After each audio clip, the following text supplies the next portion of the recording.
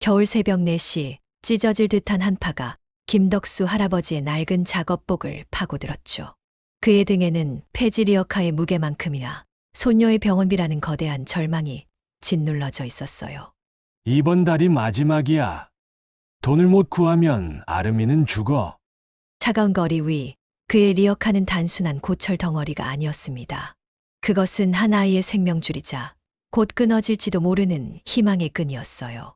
그때였어요. 그의 통장에 1억 원이라는 믿기 힘든 금액이 입금된 거예요.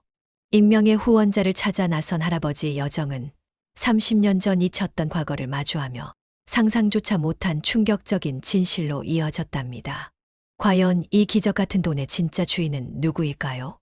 이야기를 시작하기 전 구독과 좋아요를 눌러주시고 오늘도 건강하고 행복한 하루 보내세요. 김덕수 할아버지의 등은 낡고 녹슨 리어카만큼이나 깊이 굽어 있었답니다. 한때는 존경받는 선생님이라 불리며 교단에서 수많은 아이들의 미래를 밝히던 그였지만 이제는 낡은 작업복에 스며든 먼지와 땀 냄새가 그의 유일한 흔적이 되었어요. 그의 손은 한겨울에도 늘 시퍼렇게 얼어 있었고 굳은 살 박힌 손가락은 매일매일 버려진 박스와 스티로폼을 더듬었었죠. 그의 삶이 평화로웠던 시절은 멀고 아득한 꿈처럼 느껴졌답니다. 5년 전 그의 세상은 산산조각 나버렸어요. 유일한 혈육이자 세상의 전부인 손녀 아름이가 희귀 난치병 진단을 받았다는 청천벽력 같은 소식을 들었을 때 그는 모든 것을 잃은 듯 절망했었답니다. 아름이는 8살이었죠. 또래 아이들처럼 학교에 가고 운동장에서 뛰어놀아야 할 나이에 작은 몸에는 셀 수 없는 주사 자국이 가득했고 창백한 얼굴에는 늘 지친 기색이 역력했어요. 가끔은 할아버지의 품에 안겨 할아버지, 저도 빨리 나와서 학교 가고 싶어요. 친구들이랑 같이 떡볶이 먹고 싶어요. 라고 작은 목소리로 속삭였답니다. 아름이의 그 순진한 소망은 할아버지의 심장을 갈기갈기 찢어 놓았어요. 그는 아름이의 작은 어깨를 쓰다듬으며 아무 말도 해줄 수 없었습니다. 그저 그럼 우리 아름이 금방 나와서 학교도 가고 떡볶이도 먹어야지. 라고 되뇌며 마르지 않는 눈물을 애써 참을 뿐이었지요. 병원비는 감당할 수 없는 수준이었답니다. 평생을 성실하게 살아오며 모아둔 퇴직금과 얼마 안 되는 연금은 아름이의 치료비와 비싼 약값으로 눈 깜짝할 새에 증발했어요. 지인들에게 빌릴 수 있는 돈도 한계에 달하자 할아버지는 차마 남들에게 손을 벌릴 수 없어 마지막 자존심을 버리고 폐지를 줍는 일에 뛰어들었답니다. 새벽 4시 아직 어둠이 짙게 깔린 아파트 단지에는 오직 할아버지의 리어카. 바퀴 소리만이 쓸쓸하게 울려 퍼졌었지요.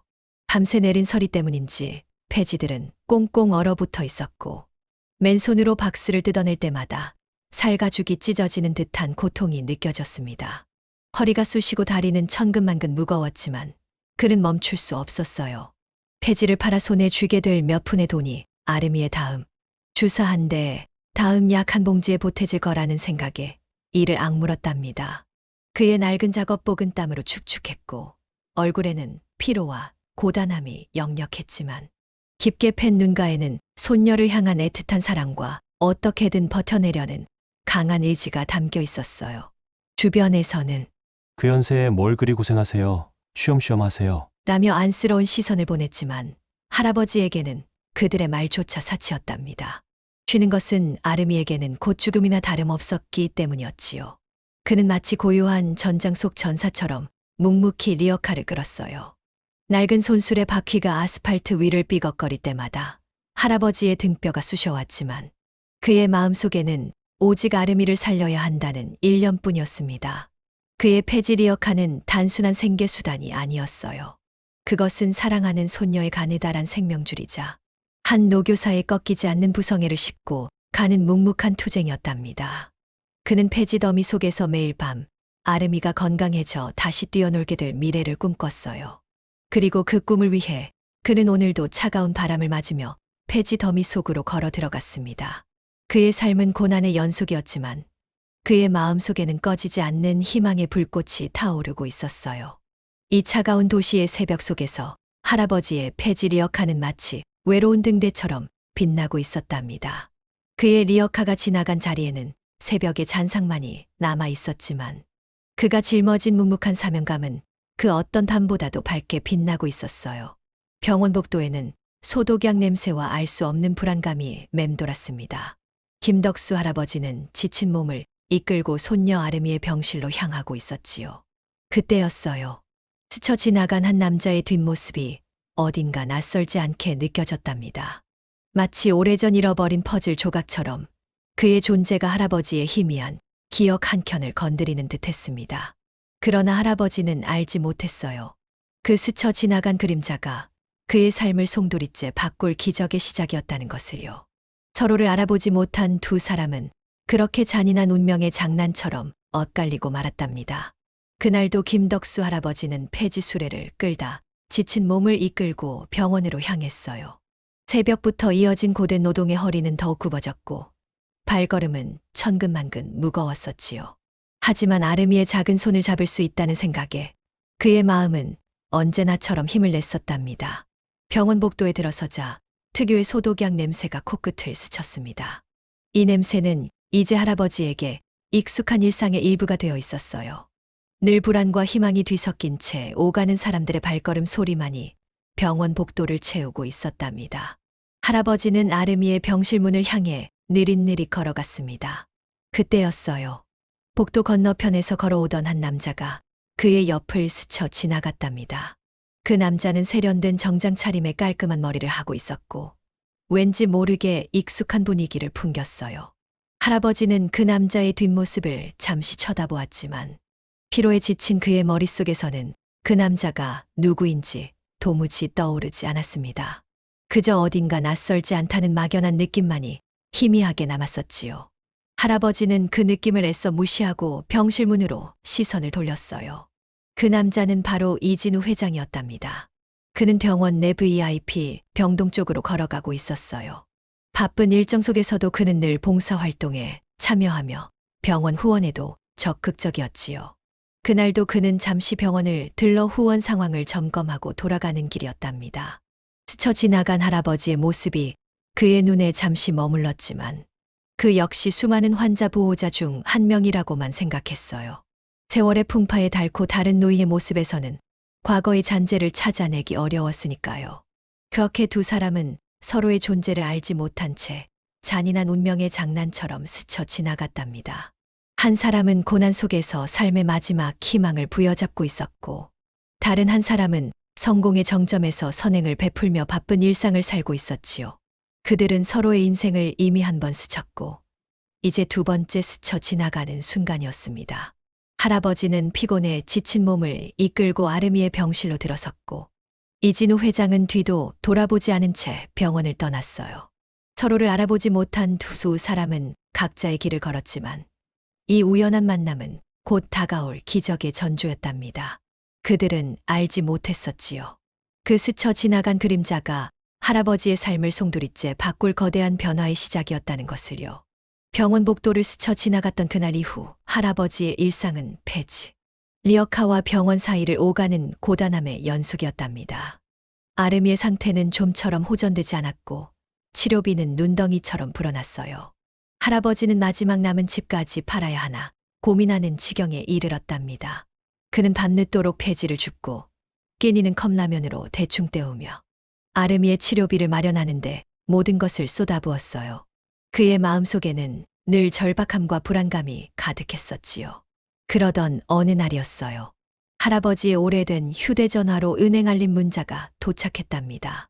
무심코 확인한 문자 메시지에는 눈을 의심할 만한 숫자가 찍혀 있었습니다. 입금 1억 원. 1,000만 원도 100만 원도 아닌 무려 1억 원이라는 엄청난 금액이 통장에 들어와 있었던 거예요.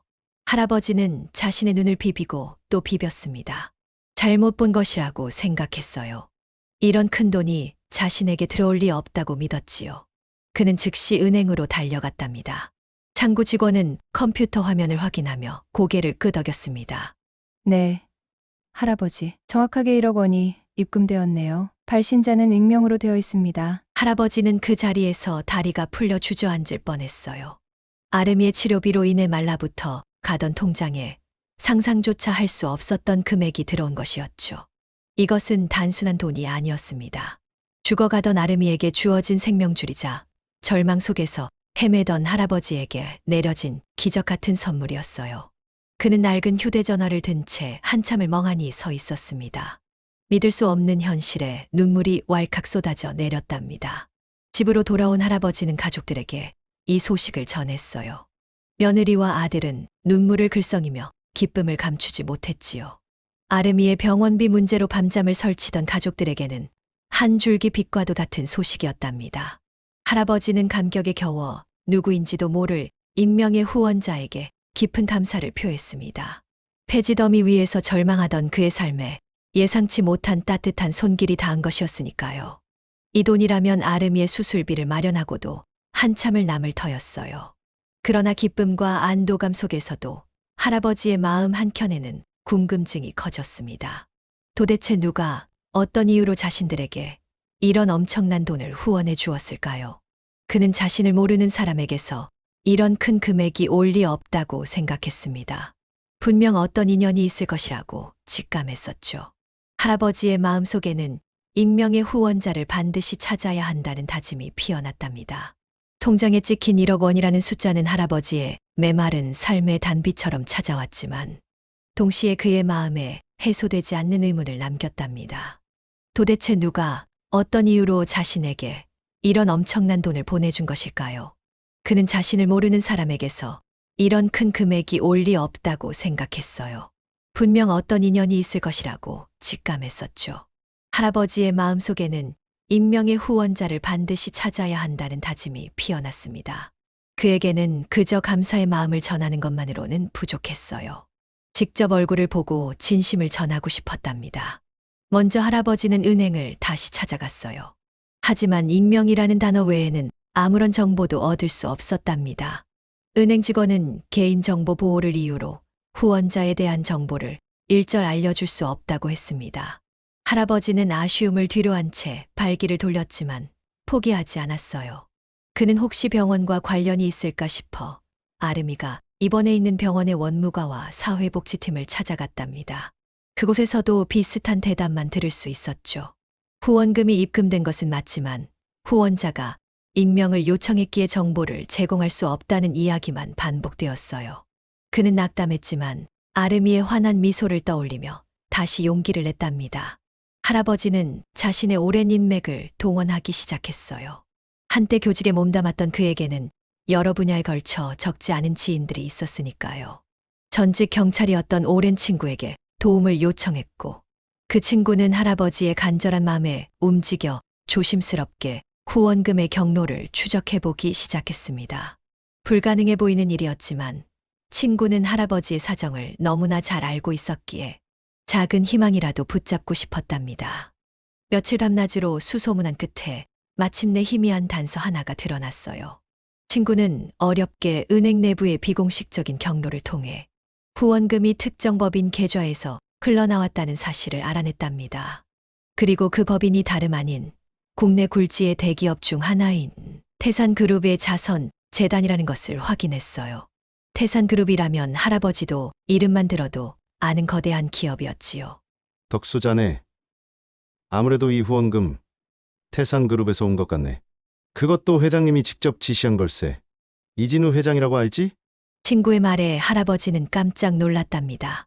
대기업 회장이 자신에게 거액을 후원했다니 도저히 믿기지 않는 이야기였어요. 그는 이진호라는 이름 석자를 되뇌었지만 아무리 기억을 더듬어도 그 이름과 자신 사이에 어떤 접점도 찾을 수 없었습니다. 대체 자신과 태산그룹 이진우 회장 사이에 어떤 인연이 있다는 말일까요? 궁금증은 눈덩이처럼 불어났답니다. 이진우. 그 이름 석자는 김덕수 할아버지의 뇌리에서 떠나지 않았습니다. 태산그룹의 회장이라면 자신과는 도저히 접점이 있을 리 없는 거물이었죠.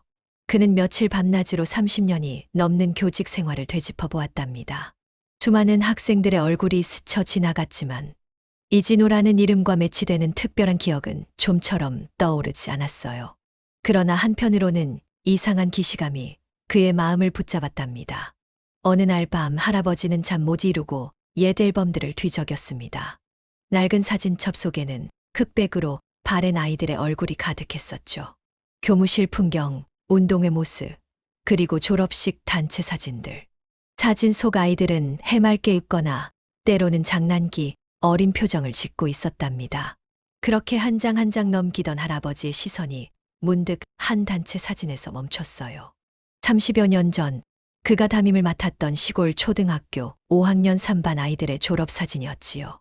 사진 속에는 애뜬 얼굴의 아이들이 저마다 어색하게 웃고 있었답니다.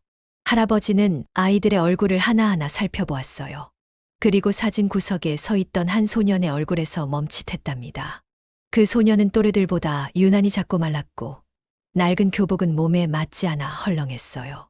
다른 아이들이 환하게 웃는 동안 소년은 고개를 살짝 숙인 채 옅은 미소를 띠고 있었죠.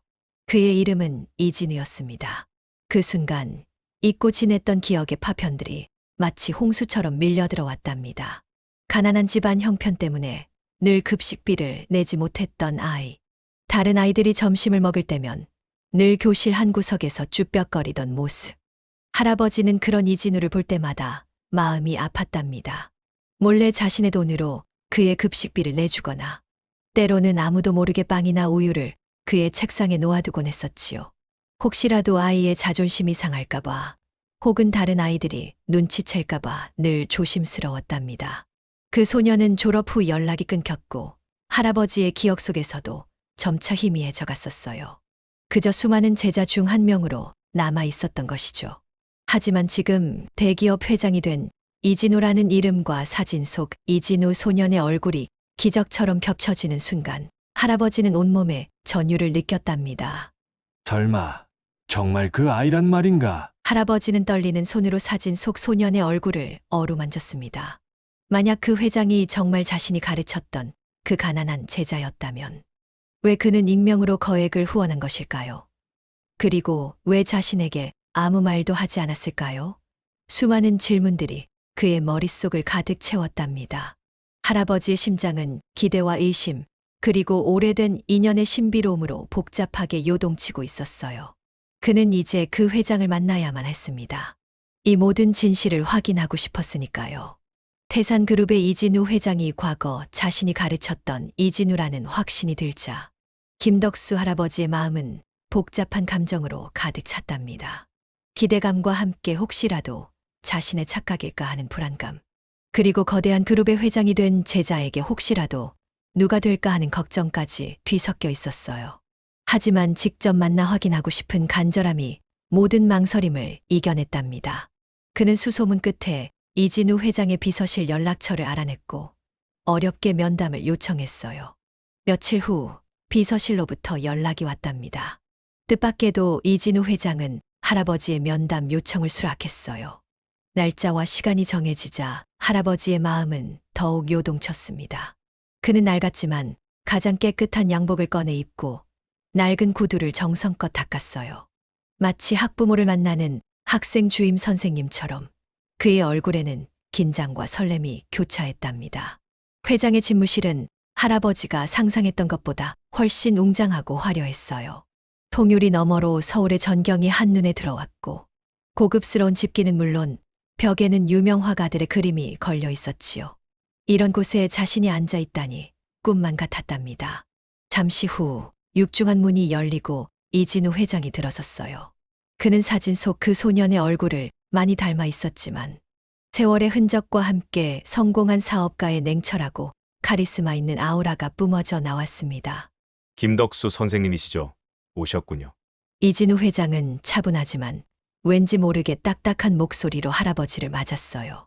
그의 말투는 존대였지만 할아버지의 기대와는 달리 그에게서 과거의 따뜻했던 제자의 모습은 찾아볼 수 없었답니다. 그는 할아버지를 향해 딱딱한 눈빛으로 인사를 건넸고 앉으라는 손짓과 함께 건조하게 대화를 시작했어요. 할아버지는 자신을 알아보지 못하는 듯한 회장의 태도에 실망감을 느꼈지만 동시에 그의 얼굴에서 희미하게 남아있는 어린 시절의 잔상의 묘한 기시감을 떨칠 수 없었답니다. 회장님, 저는 태산그룹에서 거액의 후원금을 보내주셔서 감사의 말씀을 전하러 왔습니다. 할아버지는 어렵게 입을 열었어요. 이진우 회장은 할아버지의 말에 미간을 살짝 찌푸렸지만 이내 포커페이스를 유지했답니다. 아, 재단에서 하는 일이라 특별히 신경 쓰지 않았습니다. 노인복지 사업의 일환이니 너무 마음 쓰지 않으셔도 됩니다. 그의 목소리에는 어떤 감정도 실려 있지 않았어요. 마치 자신과 할아버지 사이에는 아무런 특별한 인연도 없다는 듯 선을 긋는 듯한 태도였죠. 할아버지는 그 자리에서 자신이 착각한 것이 아닌가 하는 회의감에 휩싸였답니다. 30년 전 가난했지만 순수했던 그 소년의 모습은 어디에도 없었어요. 그저 차갑고 냉정한 사업가의 얼굴만이 그를 마주하고 있었지요. 할아버지는 실망감을 애써 감추며 자신이 어렵게 찾아온 이유를 털어놓으려 했지만 왠지 모를 벽이 느껴졌답니다. 이진우 회장은 시종일관 사무적인 태도를 유지했고 할아버지의 가슴 속에 피어오르던 기대감은 싸늘하게 식어갔어요. 이진우 회장은 김덕수 할아버지의 질문에 단호하게 선을 그었답니다. 그의 차가운 태도에 할아버지는 자신이 그저 착각을 하고 있었을 뿐이라고 생각하며 깊은 실망감에 빠졌어요. 하지만 할아버지가 자리에서 일어서려던 순간이었지요. 이진우 회장은 창밖으로 시선을 던지며 마치 아무도 없는 공간에 혼잣말을 하듯 나지막이 입을 열었답니다. 그의 시선은 멀리 과거의 어떤 풍경을 응시하고 있는 듯했어요. 선생님, 급식비 기억하십니까? 예상치 못한 그의 한마디에 할아버지의 발걸음이 멈췄습니다. 이진우 회장은 여전히 창밖을 보며 말을 이어갔어요. 초등학교 5학년 때였습니다. 저희 집은 늘 가난했었죠. 점심시간만 되면 아이들 눈치를 보며 교실 구석에 앉아 있었어요. 급식비를 낼 돈이 없었으니까요. 배가 고픈 것도 서러웠지만 친구들에게 들킬까봐, 선생님에게 폐를 끼칠까봐 늘 노심초사했었죠. 그의 목소리에는 과거의 아픔이 희미하게 배어 있었답니다. 할아버지는 조용히 다시 자리에 앉았어요. 이진우 회장은 여전히 창밖을 보며 어린 시절의 기억을 더듬었답니다. 어느 날부터였어요. 제 책상 서랍 속에 우유 한 팩이나 빵이 놓여 있었죠. 누가 놓아두었는지 알 수 없었습니다. 하지만 저는 알고 있었어요. 언제나 저를 걱정스러운 눈빛으로 바라보시던 김덕수 선생님이셨다는 거요. 선생님은 단 한 번도 저에게 티를 내신 적이 없었답니다. 그저 늘 따뜻한 미소로 저를 격려해 주셨지요. 혹시라도 제가 상처받을까봐, 자존심을 건드릴까봐 조심스러워하셨던 거요. 회장의 목소리가 미세하게 떨렸습니다. 할아버지는 숨을 죽이며 그의 이야기에 귀 기울였어요. 그의 머릿속에도 30년 전 마르고 작은 이진우 소년의 모습이 선명하게 떠올랐답니다. 몰래 급식비를 내주고 몰래 간식을 넣어주던 그때의 기억이 생생하게 되살아났었지요. 선생님은 제게 단순한 급식비를 내주신 게 아니었습니다. 희망을 주셨어요. 포기하지 않을 용기를 주셨답니다. 그때의 작은 손길이 제가 지금 이 자리까지 오게 된 가장 큰 원동력이었습니다. 이진우 회장은 천천히 고개를 돌려 할아버지를 바라보았어요. 그의 눈에는 더 이상 냉담함이 아닌 깊은 존경과 회한, 그리고 알 수 없는 그리움이 담겨 있었답니다. 그의 시선과 할아버지의 시선이 마주쳤어요. 오랜 세월의 간극을 넘어 스승과 제자의 인연이 다시금 이어지는 순간이었답니다. 할아버지는 가슴이 벅차올라 아무 말도 할 수 없었어요. 그저 떨리는 손으로 이진우 회장의 눈빛을 마주할 뿐이었지요. 30년 전 그가 베풀었던 작은 선행이 이렇게 거대한 파장이 되어 돌아올 줄은 꿈에도 생각하지 못했답니다. 이진우 회장의 고백은 김덕수 할아버지에게 단순한 과거 회상이 아니었습니다. 그것은 30년 세월을 뛰어넘어 날아온 잊고 지냈던 기적 같은 재회였어요. 할아버지는 자신을 알아보지 못하는 듯했던 회장의 차가운 태도 뒤에 이런 깊은 사연이 숨겨져 있었을 줄은 꿈에도 생각하지 못했답니다. 그의 눈에는 이내 뜨거운 눈물이 고였고 떨리는 목소리로 겨우 입을 열었죠. 진우야, 정말 내가 진우였단 말이냐? 할아버지의 목소리는 파르르 떨렸습니다. 그에게 이진우 회장이라는 거창한 이름은 사라지고 오직 과거의 작고 가난했던 제자 이진우만이 존재했지요. 이진우 회장은 천천히 자리에서 일어나 할아버지에게 다가갔습니다. 그리고는 무릎을 꿇고 앉아 할아버지의 주름진 손을 조심스럽게 잡았어요. 그의 눈에도 촉촉한 물기가 서려 있었답니다. 선생님, 저를 기억해 주셔서 감사합니다. 그때 정말 많이 힘이 되었어요. 선생님 덕분에 제가 여기까지 올 수 있었습니다. 그의 목소리는 더 이상 냉철한 사업가의 그것이 아니었어요. 어린 시절의 순수함과 스승에 대한 깊은 존경심이 묻어나는 진심 어린 목소리였답니다. 할아버지는 감격에 겨워 아무 말도 할 수 없었습니다. 그저 굵은 눈물방울을 뚝뚝 흘리며 이진우 회장의 어깨를 부둥켜 안았어요. 세월의 간극과 신분의 차이는 온데간데 없이 사라지고 그 순간 두 사람은 오직 스승과 제자로서 뜨겁게 재회했답니다. 이진우 회장은 할아버지의 손을 잡은 채 지난 세월 자신이 어떻게 살아왔는지 간략하게 이야기했어요. 할아버지의 도움 덕분에 희망을 잃지 않고 공부에 매진할 수 있었고 죽으림을 다해 노력하여 지금의 자리까지 오게 되었다는 것을요. 그리고 병원에서 우연히 할아버지를 발견하고 폐지를 줍는 모습에 가슴이 찢어지는 듯 아팠다고 고백했답니다.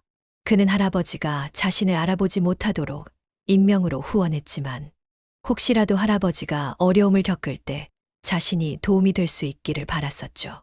처음에는 선생님께서 저를 알아보실까 봐 걱정했어요. 그때 그 가난한 아이가 이렇게 잘 살고 있다는 것을 보여드리고 싶으면서도 한편으로는 선생님께 폐를 끼칠까 봐 망설였답니다. 하지만 선생님께서 이렇게 직접 찾아와 주셔서 정말 기쁩니다. 회장의 말에 할아버지는 고개를 저었어요. 폐지 주는 게 뭐가 부끄럽다고. 내가 이렇게 훌륭하게 자라준 것만으로도 나는 더 바랄 게 없단다. 정말 고맙다. 진우야. 할아버지의 눈물은 그칠 줄 몰랐습니다.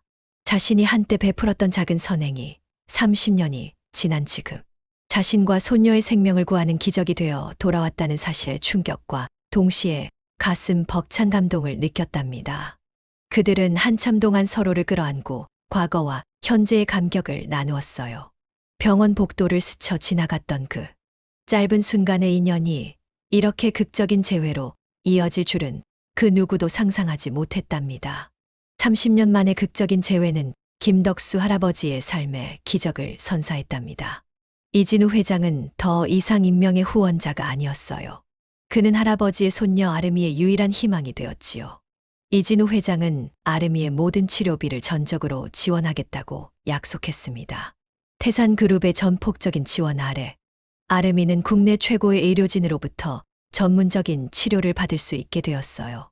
할아버지는 그동안의 고단함과 불안감이 눈 녹듯 사라지는 것을 느꼈답니다. 더 이상 폐지 리어카를 끌 필요도 밤마다 잠 못 이루며 돈을 걱정할 필요도 없었지요. 아름이의 수술은 성공적이었습니다. 의료진은 이진우 회장의 전폭적인 지원 덕분에 최신 기술과 최고의 약품을 사용할 수 있었고 아름이의 회복 속도는 놀라울 정도로 빨랐어요. 할아버지는 아름이의 병실에 앉아 환하게 웃는 손녀의 얼굴을 바라보며 연신 눈물을 흘렸답니다. 그 눈물은 더 이상 슬픔의 눈물이 아니었어요. 기적 같은 인연이 가져다준 감격과 안도의 눈물이었지요. 이진우 회장은 바쁜 일정 속에서도 틈틈이 병원을 찾아 아름이의 회복을 지켜보았습니다. 그는 할아버지에게 스승으로서의 존경을 표하고 따뜻한 안부를 묻는 것을 잊지 않았어요. 두 사람은 30년의 세월이 무색할 만큼 깊은 유대감을 다시 형성했답니다. 할아버지는 이진우 회장에게 과거의 이야기를 들려주며 잊고 지냈던 추억들을 되살렸고 이진우 회장은 할아버지의 따뜻한 가르침이 자신이 얼마나 큰 힘이 되었는지 거듭 이야기했어요. 이진우 회장은 단순히 아름이의 치료비를 지원하는 것을 넘어 할아버지의 노후까지 책임지고 싶다는 뜻을 밝혔답니다. 그는 할아버지에게 불편함 없이 지내실 수 있는 집을 마련해주고 생활비를 지원하며 안정적인 삶을 약속했어요. 할아버지는 처음에는 극구사양했지만 진우의 진심 어린 마음에 결국 그의 제안을 받아들였습니다. 이제 할아버지의 삶은 폐지 리어카를 끌던 고단한 시간과는 완전히 달라졌답니다. 그는 아름이와 함께 따뜻한 보금자리에서 평화로운 나날을 보낼 수 있게 되었어요. 낡은 인연은 기적처럼 재결합되었고 그 인연은 할아버지의 삶에 새로운 희망을 불어넣어 주었답니다. 이진우 회장은 과거의 은혜를 잊지 않고 보답하는 진정한 의미의 성공을 보여주었고 할아버지는 제자의 성공과 선행을 보며 깊은 감동과 함께 삶의 의미를 되새겼습니다. 두 사람의 인연은 단순한 도움을 넘어 세대를 잇는 따뜻한 사랑과 희망의 상징이 되었답니다. 이진우 회장과의 기적 같은 재회는 김덕수 할아버지의 삶을 완전히 바꾸어 놓았답니다. 더 이상 차가운 새벽 공기 속에서 폐지 리어카를 끌 필요가 없었습니다. 아름이는 병상에서 일어나 활짝 웃는 얼굴로 할아버지의 손을 잡았고 건강을 되찾아 또래 아이들처럼 학교에 갈 수 있게 되었지요. 할아버지의 집에는 다시금 웃음꽃이 피어났고 평화롭고 따뜻한 온기가 가득했습니다. 할아버지는 새로 마련된 안락한 집에서 아름이와 함께 소소한 행복을 누렸답니다. 아침마다 아름이의 등굣길을 배웅하고 하교 후에는 함께 앉아 그림을 그리거나 이야기를 나누는 평범한 일상이 그에게는 더없이 소중했었죠. 이 모든 것이 이진우 회장, 즉 30년 전 자신이 베풀었던 작은 친절을 잊지 않고 보답해 준 제자 덕분이라는 것을 그는 늘 마음속 깊이 새겼습니다. 이진우 회장은 바쁜 회장직을 수행하면서도 틈틈이 할아버지를 찾아왔어요. 둘은 가끔 함께 식사를 하거나 옛 교실 사진을 보며 추억에 잠기기도 했답니다. 스승과 제자의 인연은 이제 단순한 관계를 넘어 서로에게 깊은 존경과 사랑을 나누는 가족과도 같았지요. 이진우 회장은 할아버지에게서 삶의 지혜와 따뜻한 인간미를 배웠고 할아버지는 제자의 성공과 나눔의 정신을 보며 자랑스러워했답니다. 할아버지는 이 기적 같은 인연을 통해 삶의 진정한 의미를 깨달았어요. 물질적인 풍요가 아닌 사랑과 나눔, 그리고 사람 사이의 따뜻한 연결이야말로 진정한 행복이라는 것을 말입니다. 그는 자신에게 찾아온 행운이 단순히 운이 좋아서가 아니라 과거 자신이 베풀었던 작은 선행이 시간과 세대를 넘어 돌아온 따뜻한 보답임을 깨달았지요. 아름이도 건강을 완전히 되찾아 학교 생활에 즐겁게 임했어요. 그녀는 자신을 살린 이진우 회장의 이야기를 들으며 언젠가 자신도 다른 사람에게 희망을 주는 사람이 되겠다고 다짐했답니다. 할아버지의 황혼은 더 이상 고독하거나 힘들지 않았어요. 사랑하는 손녀와 훌륭한 제자의 보살핌 속에서 그는 진정한 행복과 평화를 찾았답니다. 폐지 리어카의 무거운 그림자는 사라지고 그 자리에 세대를 잇는 따뜻한 사랑의 빛이 가득 채워진 행복하고 온전한 황혼이 펼쳐졌었지요. 그의 삶은 한편의 기적 같은 이야기로 마무리되었답니다. 김덕수 할아버지와 이진우 회장의 이야기가 어떠셨나요? 여러분의 의견을 지금 댓글로 남겨주세요.